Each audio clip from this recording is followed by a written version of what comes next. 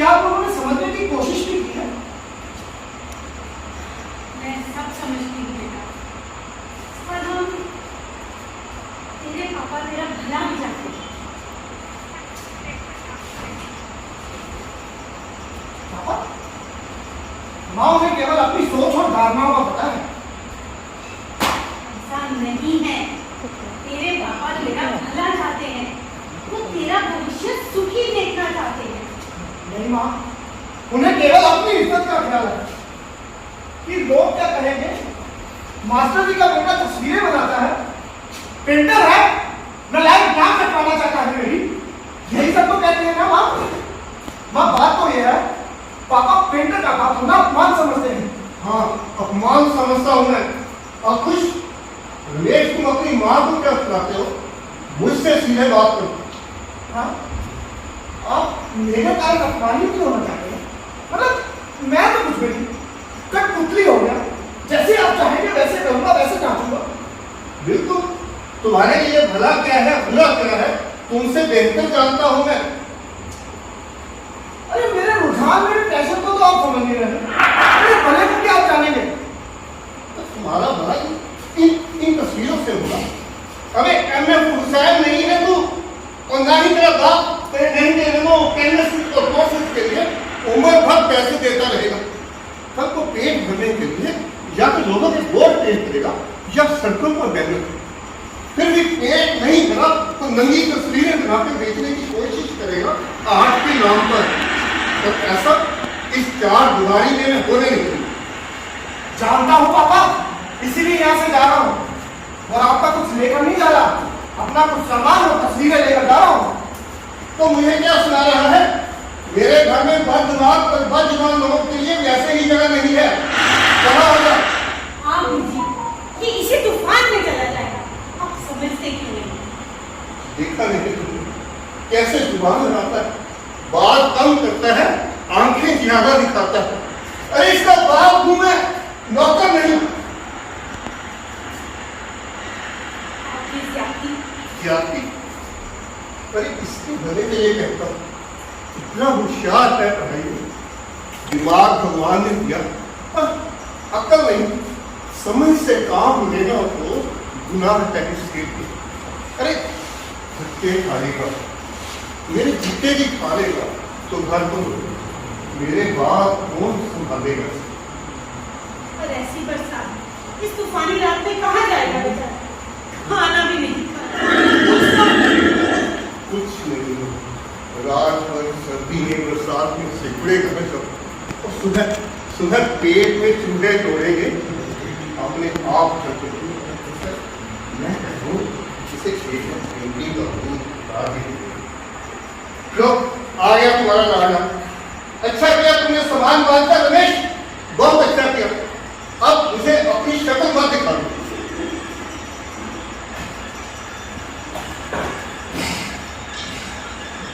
जा रहा हूँ पापा। देख मेरे वास्ते इस रात में कहाँ जाएगा? रुक जा बेटा, देख मेरे वास्ते देखा तुम, वो तो मेरी शक्ल तक नहीं देखना चाहते। अब माँ अपनी आंसुओं से रोकने की कोशिश मत करो।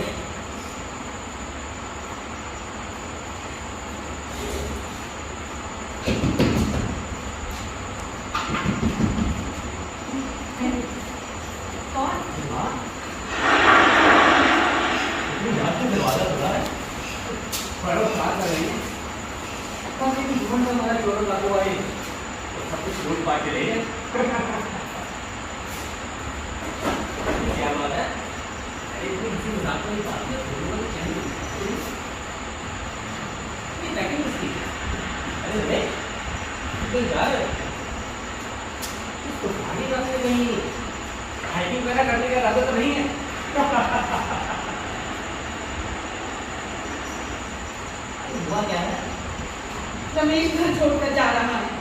क्यों? करियर चॉइस का हिस्सा तेरे पापा से टकराव हो गया और नौबत घर छोड़ने तक क्या पहुंची है।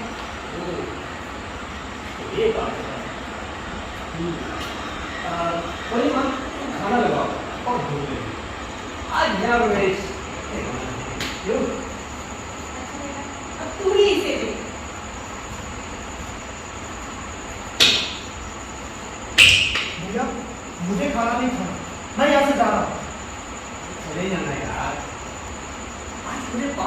बात कर रहा है? ऐसी बातें कर रही है तुम्हारे साथ? मैं नहीं छोड़ूंगा तुझे। बस टाइम ले लो, तुझे जहाँ बोले वहीं छोड़ूंगा। अब बातों में रखा ही गया भैया। अब आपको भी इस अपमान को नहीं सहना पड़ेगा कि आपका भाई पेंटर है, आर्टिस्ट है। अरे मैं गर्व करता हूँ रमेश। तुम रंगों के साथ बहुत अच्छा खेलते हो। क्यों ऐसा कह रहे हो भैया? क्योंकि मैं गर्व महसूस करता हूँ। अरे नहीं भैया, आप इसलिए कह रहे हैं कि आप मुझे यहाँ से जाने से रोकना चाहते हैं।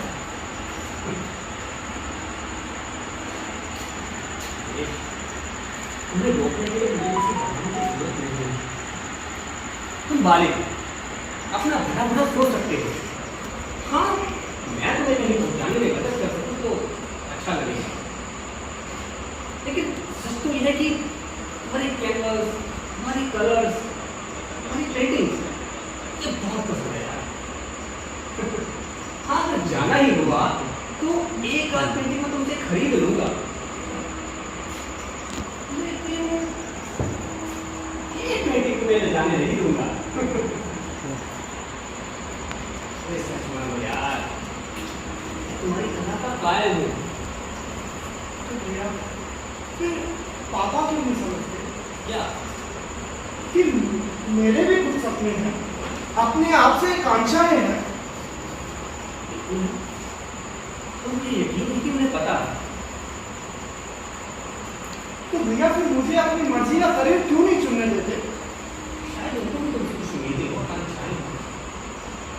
ये क्या बात हुई भैया? या तो मेडिकल कॉलेज में जाओ, नहीं तो दफा हो जाओ। यार, तुम लाखों में से वो देखते हो जिसने मेडिकल एग्जाम पास करने के बाद एक अच्छी कॉलेज में एडमिशन पाई।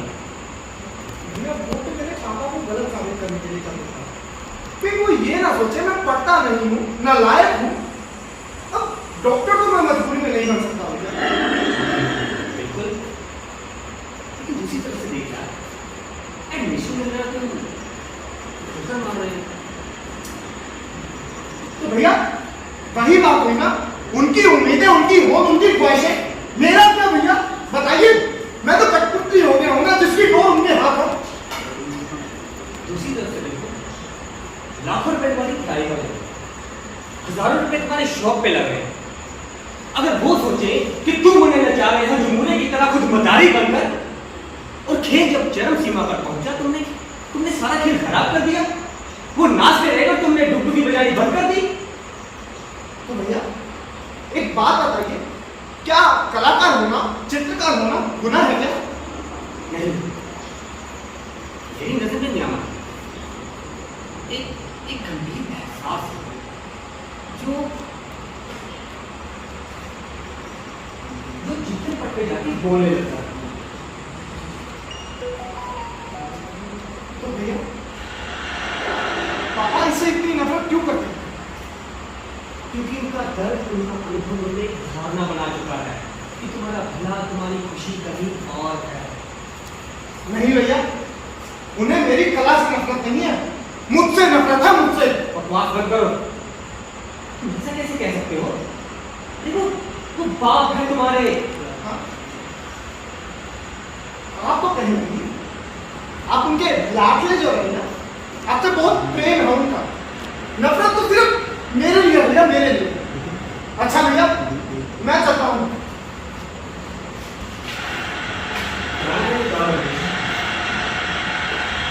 वो पता लगा देंगे, लेकिन जाते जाते किस्सा सुनेगा।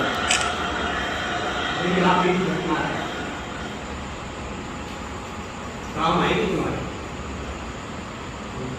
आज से 5 साल पहले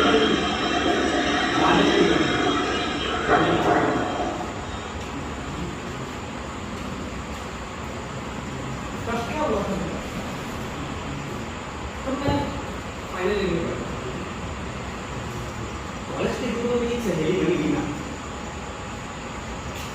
कुछ ही दिनों में हम बहुत घूमने लगे, इकट्ठे बैठना, उठना, शायद फिर ज्यादा। अब शहर जानी थी तो पापा को पता चला, स्वाभाविक था। लेकिन पापा को रीना गुप्ता परिवार बिल्कुल पसंद। आखिर वो बिजनेस मैन थे और हमारे पापा बुद्धिजीवी तो हैं, जिन्हें लोग अदब से मास्टर जी कहते हैं। तो क्या उस दिन घर में खूब घमासान हुआ। अगर मैं 30 से पकड़ता तो पापा 5 वर्ष पकड़ने की कोशिश करते और चुनिंदा विशेषणों के साथ सबका लुपट मार देती। रोज रोज मेरे शब्दों पे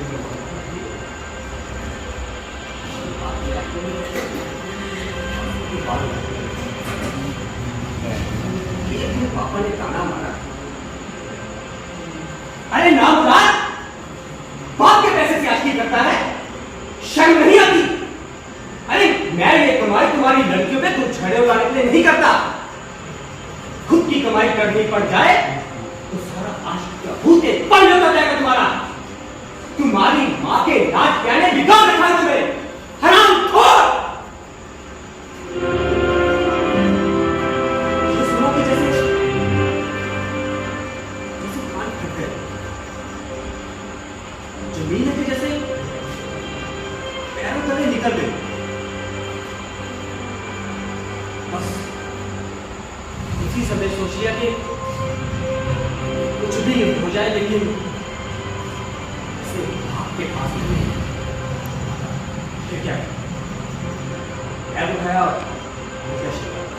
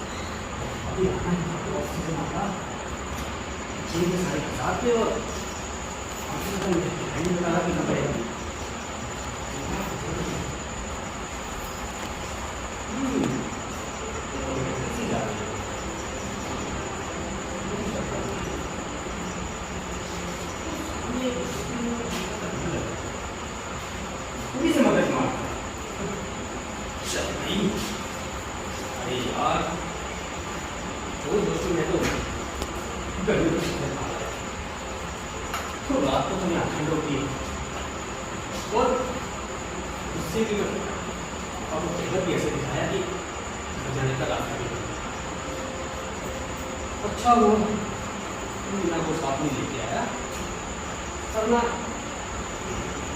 शादी के दिन तक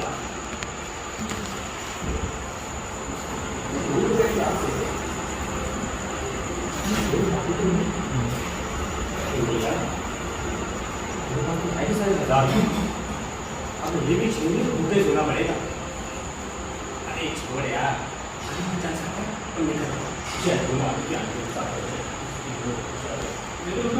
हाँ बाबा। बाबा कोई परदेसी आया है, लगता है वो रास्ता भटक गया।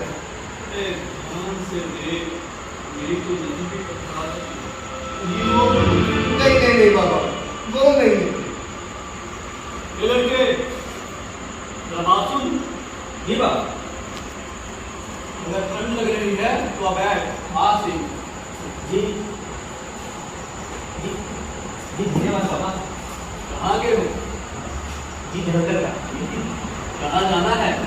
अभी सोचा है। नहीं, ये तो कब सोचोगे? मुझे किसने पता बताने के लिए जरूरत है। अगर पापा ने कहा छुपा दिया तो रहेगा। अरे यार, जल्दी मुझे उसी की बनेगा। ये तो फिर पापा है। अजोच्ची बोलो। क्यों? समझिए सल्लम समझता क्या? सच बोलना है या झूठ? जी जी सच बोल। घर से भाग कर आए लगते हो। जी नहीं तो झूठ बहुत जोरों से लगी होगी। जी नहीं ऐसी बात नहीं है। मतलब बहुत जोरों से। हाँ बाबा। वो अपने उबले चावल करी अभी लाया। प्लेट में डाला। कहते हैं ना डिनर टाइम हो गया।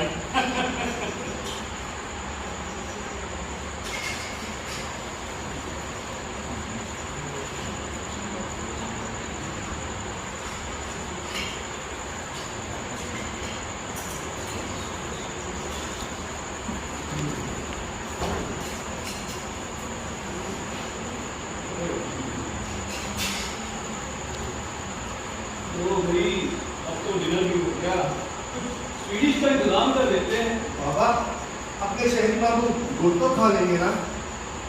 भाई मैं ये तो नहीं पूछ सकता कि खाना अच्छा था या नहीं। बाबा खाना बहुत अच्छा था। अरे तरी चावल भी कह दोगे तो यहाँ कोई बुरा नहीं मानेगा। नहीं बाबा खाना बहुत अच्छा था सच में। ऐसे लगा जैसे माँ के हाथ का बना खा रहे हो। वाह भी कुदरत, जब पास होते हैं तब एक दूसरे की बात नहीं करते, और जब दूर तब उन नजदीकों के लम्ब हर समय आंखों के सामने छाए। वाह भी कुदरत। नहीं बाबा आगे तो तुम्हारी को याद आती है। अभी एक दिन की मेहमान घर से निकलेंगे, माँ का आंसू भरा चेहरा अभी भी मेरी आंखों के सामने है। मेरा किस्सा तो सिर्फ पिताजी से। ओह, तो तुम कहना चाहते हो कि तुम्हारे बाप का तुमसे प्रेम नहीं? मैंने ऐसा तो नहीं कहा। पर तुम्हारे हाव भाव से तो ऐसा ही लग रहा है।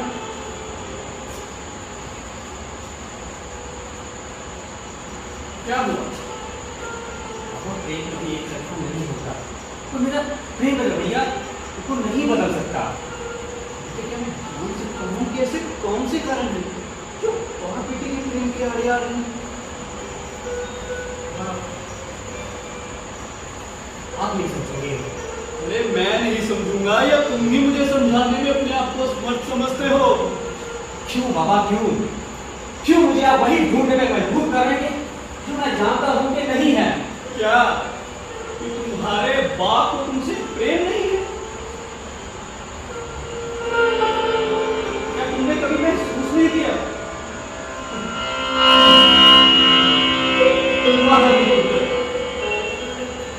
लो, गुड़ खाओ।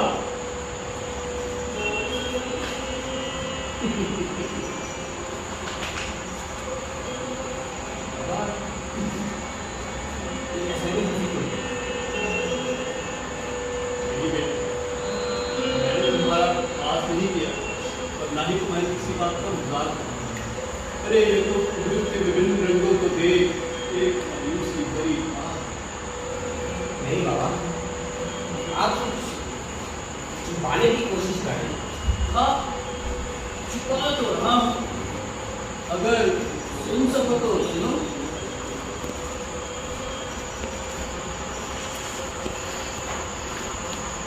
देखो बेटे, जब एक 20-22 वर्ष का युवक अरे तो उसे क्या हक है कि अपने 50-60 वर्ष के बाद जो वर्षों पहले अपनी सोचने का शिकार हो चुका हो, अरे उससे विचार बदलने की उम्मीद रखे? क्यों बाबा क्यों? क्यों आप बंजर जमीन पर गुलाब के फूलों की महक ढूंढने की कोशिश कर रहे हैं? बेटे ये भी तो हो सकता है कि तुम उस जमीन को पानी देना ही भूल गए। गुलाब के फूलों की महक आने की शायद यही वजह है। क्यों बाबा क्यों? क्यों मुझे आप यही जतलाने की कोशिश करेंगी? नहीं गलत हूं। बेटे दावा तो तुम ही करेगे ना कि तुम्हारे बाप को तुमसे प्रेम नहीं। प्रेम? आप लोग जानते ही क्या है प्रेम के बारे में? हाँ, कुछ सहानुभूति दिखाकर, कुछ अच्छी अच्छी बातें कर कर आपने मेरे बाप के बारे में जान लिया।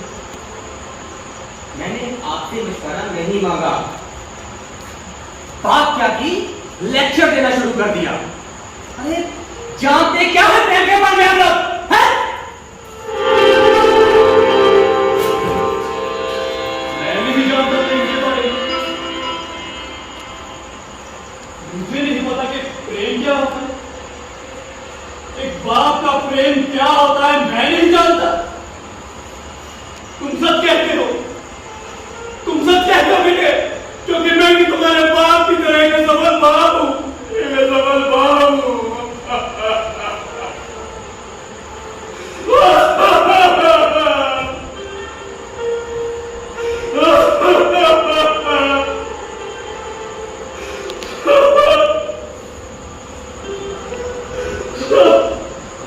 बाबा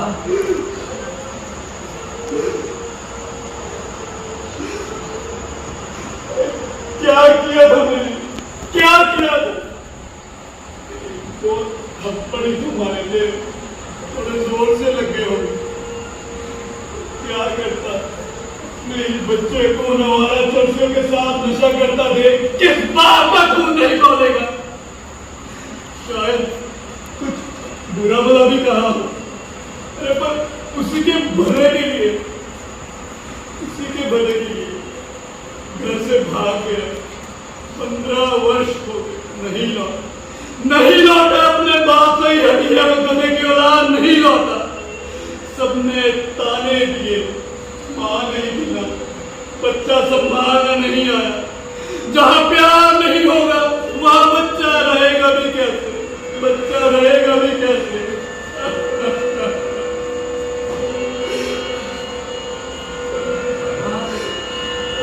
आपकी पत्नी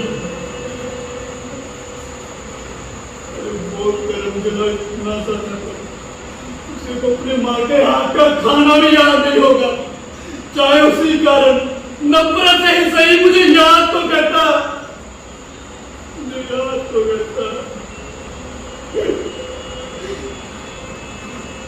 आज भी सच बता रहा हूं।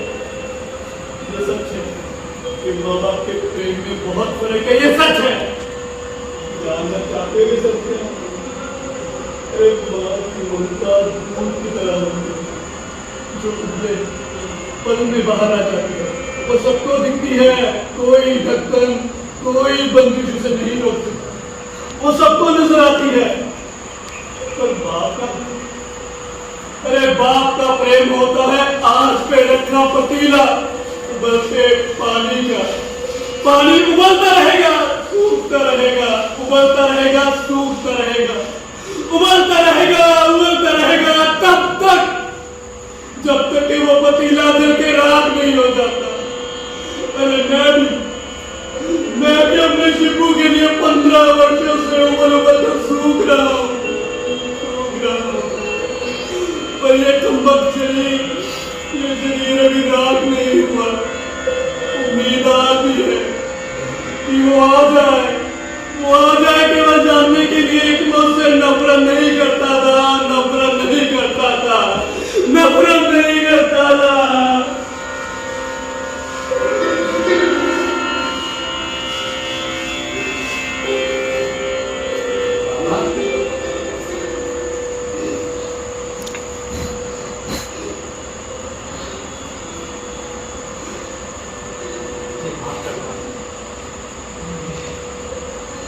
मैंने आपको धूप पहुंचाएगी।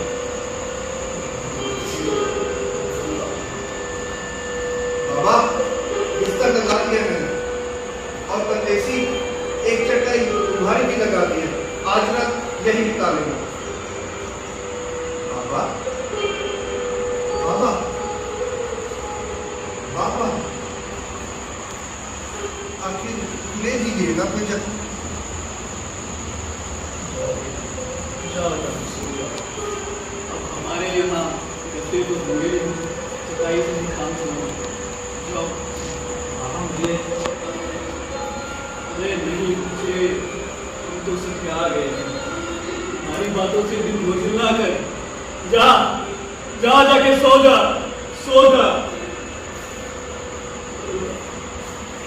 आज भी बहुत सुकून किया है। आज नींद बहुत सुकून किया है। आज नींद बहुत सुकून किया है। आज नींद बहुत सुकून किया है। आज नींद बहुत सुकून किया है। आज नींद बहुत सुकून किया है। आज नींद बहुत सुकून किया है। आज नींद बहुत सुकून किया है। आज नींद बहुत सुकून किया है।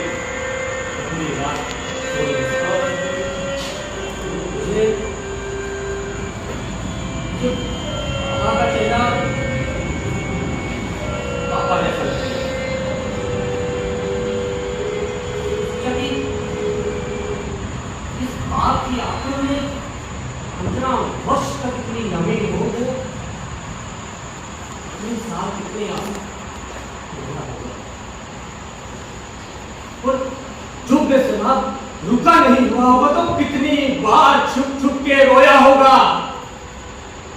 कूसा सोचता होगा अपने आप को कि क्यों उठाया मैंने अपने बेटे पर हाथ, चाहे वो गलत ही थे। लेकिन मैंने सोचा कि हो सकता है कि पापा भी कभी ऐसा ही महसूस करें। क्या उन्हें इतना सा एहसास दिलाने के लिए वर्षों का विरोध देना जरूरी है? नहीं रमेश, नहीं। यही उत्तर था मेरे पास, क्योंकि मैं सोचूंगे बाबा को प्रणाम करके वापिस लौटा। क्या भैया, आप कभी फिर बाबा से मिले? अरे पगले, वो तो मैं खाएगा शिमला, वो पगडंडी भी थी, वो झोपड़ी भी थी, वो रुद्दू भी था, लेकिन बाबा नहीं। बाबा नहीं थे।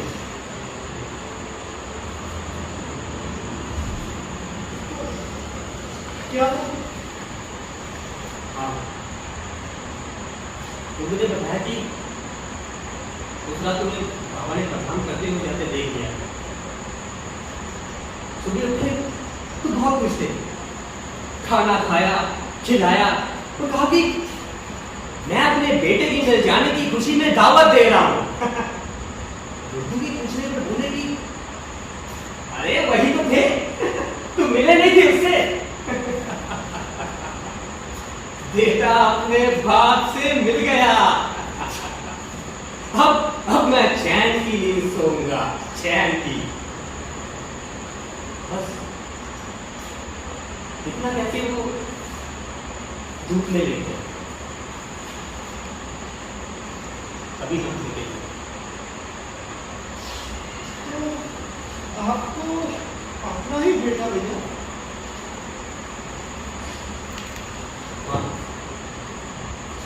यही होता है बाप का प्यार। ममता तो नहीं, लेकिन दायित्व निभाना जरूर। किसी के भटके हुए बालक को राह दिखाकर जिसे कोई बाप भी समझ सकता है कि उसने अपना दायित्व पूरा किया।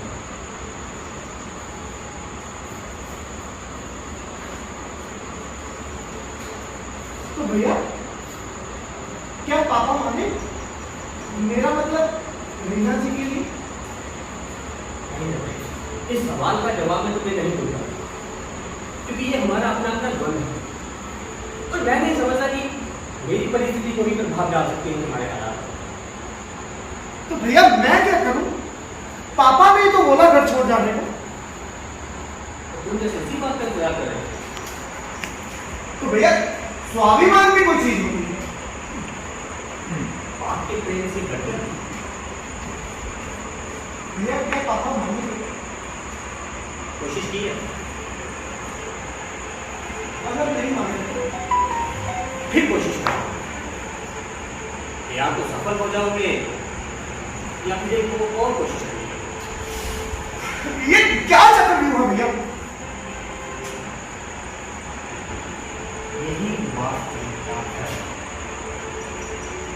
मैं जानता हूं कि तुम्हारी अपनी सोच है, लेकिन तुम पापा को उनकी सोच रखने से नहीं रख सकते।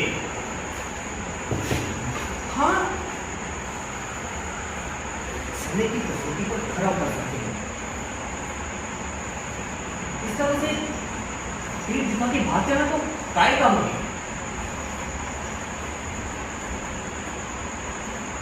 अगर हर मौसम इंसान पर प्रभाव डालता है तो सोचो उन्होंने तुमसे कितने ज्यादा मौसमों की मार झेली होगी, कितनी बार धूप में झुकने होंगे,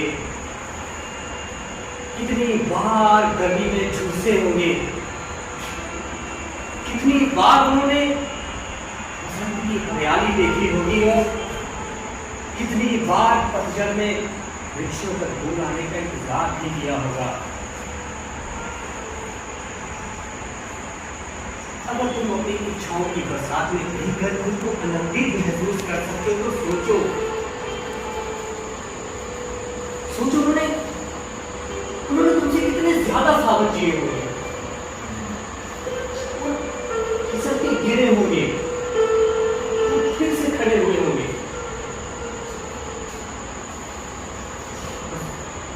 एक बात याद रखो, वो तुम्हें फिसलता हुआ नहीं देखना चाहते, क्योंकि कोई भी बात ये बर्दाश्त नहीं करेगा कि उसी के अंश को उसी के सामने चोट लगे।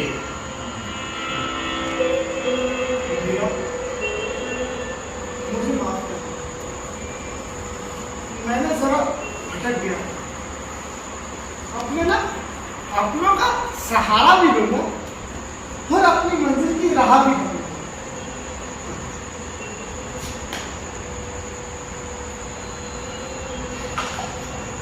खाना तैयार है।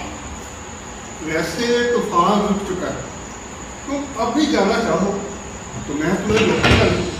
हाँ, अन्न का अनादर मैं बर्दाश्त नहीं कर सकता, तो खाना खा लो, फिर जाना हो तो चले जाना शौक से। पापा मुझे माफ कर दो, मैं ना आपकी डांट खा लूंगा पर रहूंगा आपके साथ। खाना ठंडा हो रहा है और मैं दोबारा गर्म नहीं करने वाली। अरे माँ, आपका खाना तो हर हाल में अच्छा होता है, और आज तो खाने में जाकर कुछ ज्यादा ही मसालेदार हो गया है। वो कहते हैं ना, डिनर टाइम हो गया।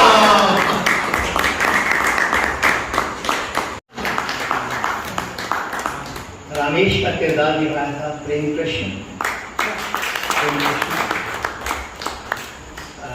पिताजी का किरदार निभाया था सुरेंद्र पाल सिंह जी। माँ का आंसू भरा चेहरा प्रिया शर्मा। लुल्लू का किरदार किया था पारस चोपड़ा।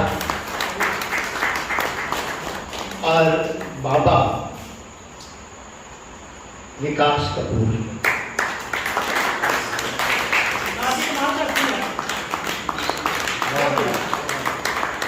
तो ये एक छोटा सा प्रयास था नाटक द्वंद। एक्चुअली मैं भी जानता हूँ हम लोगों ने ज़बरदस्ती आज वेडनेसडे भी करवाया है, तो ये सब कुछ ये हमारे सबसे छोटे मेंबर के कारण इसने अपनी ऑलरेडी प्लान नहीं बना ली थी, इसलिए वीकेंड के लिए तैयार नहीं था।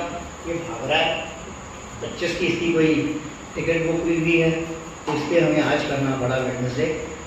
पर फिर भी आप लोग आए, आपने इतना प्रेम दिया, शुक्रिया। इस नाटक को लिखा और निर्देशन देने की जो तो बहुत ही खूबसूरत पेशकारी। 1 मिनट में रुको प्लीज। बाबा कमल जी को गुजारिश करूंगा प्लीज अदाकारा ਆਪਾਂ छोटा ਜਿਹਾ ਸਨਮਾਨ ਸਰਟੀਫਿਕੇਟ ਦੇ ਰੂਪ ਦੇ ਵਿੱਚ ਦਈਏ। ਸੋ ਮੈਂ ਨਾਟਕ ਬੜੇ ਧਿਆਨ ਨਾਲ ਦੇਖ ਰਿਹਾ ਸੀ ਤੇ ਮੈਨੂੰ ਆਪਣੀ ਜਿਹੜੀ ਜਵਾਨੀ ਦੇ ਵੇਲੇ ਯਾਦ ਆ ਗਏ ਕਿ ਕਿਸ ਤਰ੍ਹਾਂ ਦਵੰਦ ਸਾਡੇ ਮਾਤਾ ਪਿਤਾ ਨਾਲ ਸਾਡਾ ਰਹਿੰਦਾ ਸੀ ਤੇ ਉਹੀ ਗੱਲ 1 ਸਾਲ ਲੱਗਾ ਸਾਬਤ ਕਰਨ ਨੂੰ, ਬਟ ਫਿਰ ਵੀ ਇਹ ਸੀਨ ਦੇ ਨਾਲ ਹੀ ਰਹਿੰਦੇ ਰਹੇ ਤੇ ਕਾਮਯਾਬੀ ਵੀ ਮਿਲੀ ਤੇ ਮਾਤਾ ਪਿਤਾ ਦਾ ਪਿਆਰ ਵੀ ਮਿਲਿਆ। ਸੋ ਮਾਤਾ ਪਿਤਾ ਦੇ ਪਿਆਰ ਤੋਂ ਉੱਤੇ ਕੋਈ ਚੀਜ਼ ਨਹੀਂ, ਉਹਦੇ ਨਾਲ ਹੀ ਸਾਰਾ ਕੁਝ ਹੈ। ਸੋ ਇਹ ਘਣਸ਼ਾਵੇਂ ਬੂਟੇ ਹੈ ਜਿਨ੍ਹਾਂ ਦੀ ਛਾਂ ਅਸੀਂ ਹਮੇਸ਼ਾ ਮੰਨਣੀ ਹੁੰਦੀ ਹੈ। ਇਹ ਬੂਟੇ ਜੇ ਫਸ ਜਾਣ ਫਿਰ ਦੁਨੀਆ ਦੀਆਂ ਸਾਰੀਆਂ ਹੀ ਸਫਲਤਾਵਾਂ ਫਿੱਕੀਆਂ ਲੱਗਦੀਆਂ ਨੇ। ਸੋ ਇਸ ਲਈ ਜ਼ੋਰਦਾਰ ਤਾੜੀਆਂ ਇਸ ਨਾਟਕ ਦੇ ਸਬਜੈਕਟ ਲਈ। ਬਹੁਤ ਅੱਛਾ ਸਬਜੈਕਟ ਚੁਣਿਆ। ਇਹ ਸਾਡੇ ਤੋਂ ਪਿਛਲੀ ਪੀੜ੍ਹੀ ਹੈ, ਸਾਡੀ ਪੀੜ੍ਹੀ ਜਿਹੜੀ ਹੈ ਤੋਂ ਅਗਲੀ ਪੀੜ੍ਹੀ ਹੈ ਤੇ ਸਾਡੇ ਤੋਂ ਅਗਲੀ ਪੀੜ੍ਹੀ ਵੀ ਤਿਆਰ ਹੋ ਰਹੀ ਹੈ। ਸੋ ਮੈਨੂੰ ਲੱਗਦਾ ਕਿ 3 ਪੀੜ੍ਹੀਆਂ ਨਾਟਕ ਦੀਆਂ ਇਕੱਠੀਆਂ ਹੋ ਰਹੀਆਂ ਨੇ। ਜ਼ੋਰਦਾਰ ਤਾੜੀਆਂ, ਭਾਵੇਂ ਥੋੜੇ ਨੇ ਪਰ ਫਿਰ ਵੀ 3 ਪੀੜ੍ਹੀਆਂ ਨਾਟਕਾਂ ਦੀਆਂ ਇਕੱਠੀਆਂ ਹੋਈਆਂ। ਸੋ ਬਾਬਾ ਜੀ ਨੂੰ ਪਲੀਜ਼ ਤੇ ਸਾਡੇ ਵੱਲੋਂ ਆਪਣਾ ਪਲਾਪ ਸਾਰਿਆਂ ਨੂੰ ਦੇ ਦਿਓ। ਇੱਕ ਗਰੁੱਪ ਫੋਟੋ ਕਰਾ ਲਓ ਪਲੀਜ਼। ਆ ਜਾਓ ਪਲੀਜ਼।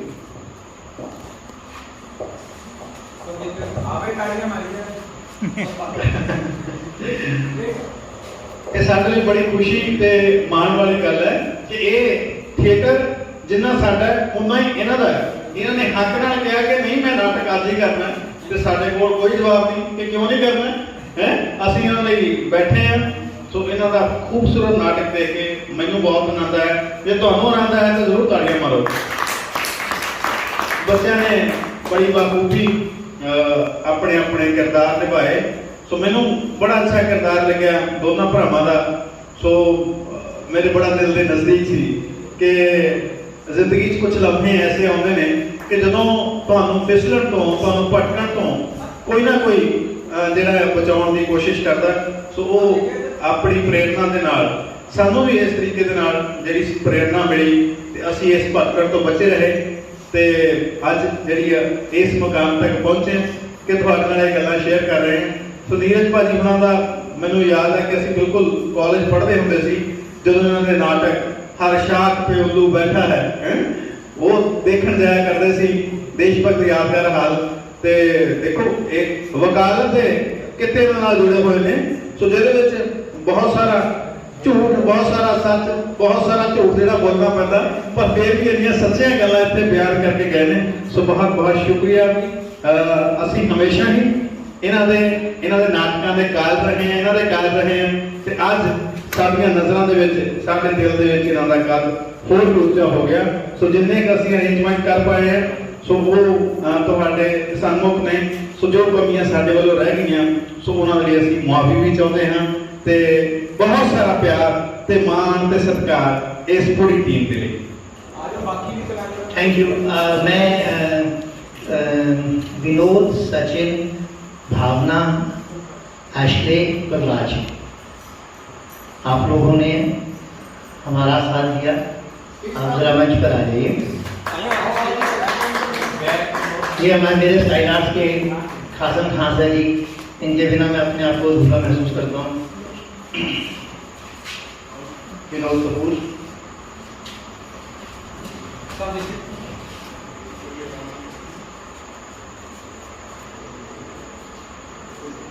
सचिन रहेला,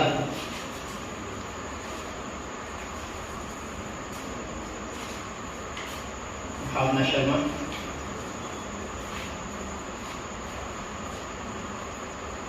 प्रहलाद सिंह,